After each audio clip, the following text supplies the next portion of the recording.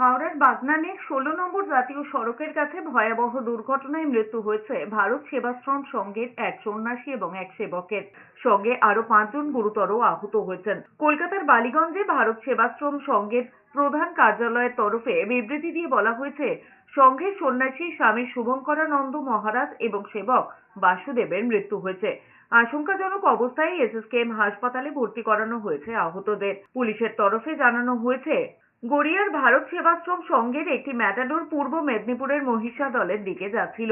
হাওড়ার বাগনান লাইব্রেরি মোড়ে নিয়ন্ত্রণ হারিয়ে রাস্তার উল্টো দিকের লেনে ঢুকে পড়ে।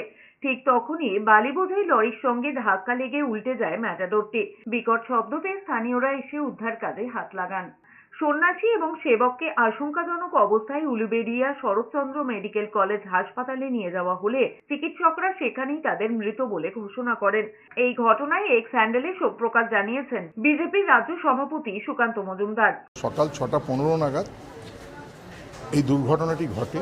দুর্ঘটনা ঘটার পর স্বামী শুভঙ্করানন্দ মহারাজ এবং বাসুদেব মণ্ডল দুজন ঘটনাস্থলেই মারা যায়, আর 6 জন ইনজিওর্ড হয়। এই 6 জনকে আমরা উলুবেড়িয়া শরৎচন্দ্র মেডিকেল কলেজে আনা হয়েছে। এই 6 জনের মধ্যে তপন হাজরা একজন প্রাথমিক চিকিৎসার পর ছেড়ে দেওয়া হয়।